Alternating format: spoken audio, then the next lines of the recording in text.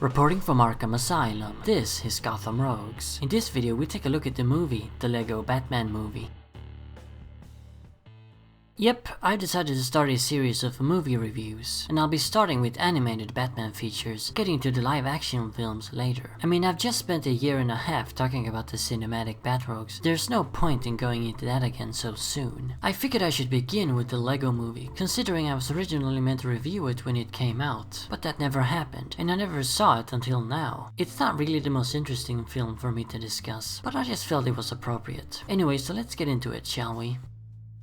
In the movie, the Joker, Batman's nemesis, is at it yet again, threatening to destroy Gotham City, and as usual it's up to Batman to stop the devious clown. After successfully doing so, Batman informs the Joker that he doesn't consider their relationship to be anything special, and that he doesn't consider Joker to be his nemesis at all. This of course breaks old Puddin's heart, and the Ace of Knaves then sets in motion a plan to prove that he is Batsy's greatest enemy. Meanwhile, Batman is forced to deal with his fear of commitment, issues with trust, and accept the fact that he can't do everything by himself, despite being Batman.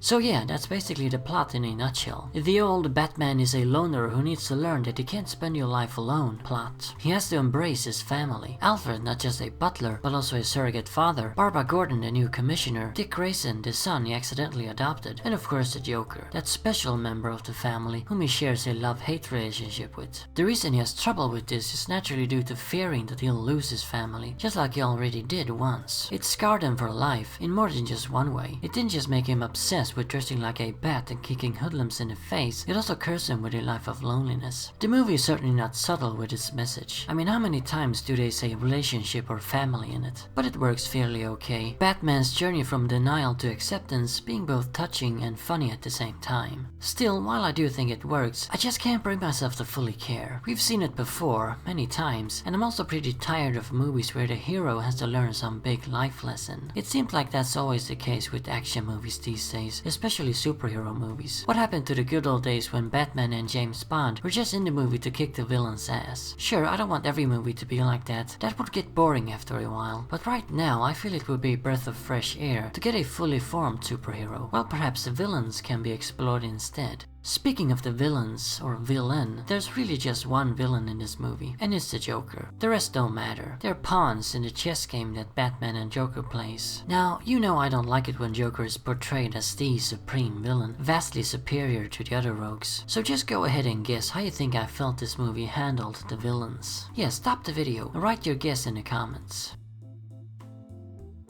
So, what was your guess? You didn't like it, Mr. Rogues? Why, Timmy, that's correct. I didn't. Saying I hated it would be too strong. How can I hate something that isn't entirely serious anyway? That's the deal with this movie. You can't really look at it seriously. I mean, it is a comedy after all, about freaking Lego. But anyway, so the villains are split into two groups in this movie. There's the Joker, and then there's the rest. They're really portrayed as one unit, while Joker is made special. Batman even admits at the end that Joker is the reason he gets up in the morning and dons the Batsuit. Joker specifically. I don't know how literally we're supposed to take that. Did he really mean it, or was he just saying it so Joker would end his crazy scheme to destroy Gotham? Or, when he said Joker, did he actually mean all criminals? I don't know, and I'm not sure I should even try to analyze it, let alone be upset by it. I mean, it's a freaking Lego movie. But anyway, Joker is treated as a member of the Bat family in a strange way. He's the nemesis that they always have to fight. There wouldn't be any Batman adventures without him. So yeah, he is a part of the family, a very important one. Now the other rogues are also portrayed as family members at the end, but as a unit, not as individuals. Like I said, they're all lumped together into a group. We never get to see what any of them mean to Batman individually. Like for example, what about the relationship between Batman and Catwoman? Or Two-Face, Bane, the Riddler? They all have special relationships with the Dark Knight, but not in this movie. Here, they're just faceless extras. I guess it would have been pretty tricky to fit in all of that in one single movie, probably even impossible. That doesn't make me like it any better though. Besides Joker, no villain really stand out. We never even stay on any of them for more than a second. Because of that, they make zero impact, and we don't even get a good look at them. Seriously, what was the point of giving Two-Face this unique design and cast Billy Williams in the role, finally letting him play a scarred Harvey Dent? He has like 3 lines and an equal amount of screen time. Why bother casting Conan O'Brien as the Riddler? Then we have a whole bunch of obscure and forgotten rogues show up for a few milliseconds. While it was cool to see them, it was ultimately pointless.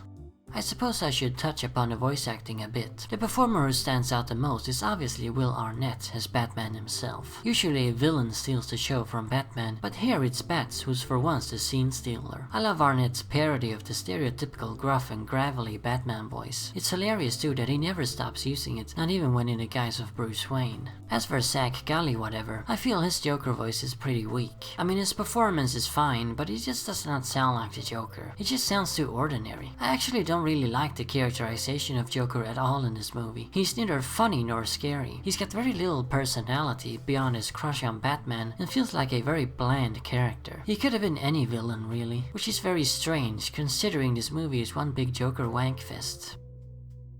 So in conclusion, I'm not a big fan of this movie, as you've undoubtedly deduced. I don't hate it or anything, but yeah, I just have a hard time caring about it. The last thing I want right now is yet another Joker movie. I'll take any villain. Hell, even a movie with Captain Stingery and the Ten-Eyed Man as the main villains. Oddly enough though, I am kinda excited for the Batman Ninja movie. But besides the Jokerness of the picture, this just isn't really my cup of tea. It's too silly. The entire movie is practically one big meme. The whole "because I'm Batman" meme. And it gets pretty tiresome in the end. It should have been a 20-minute sketch instead, not a feature-length film.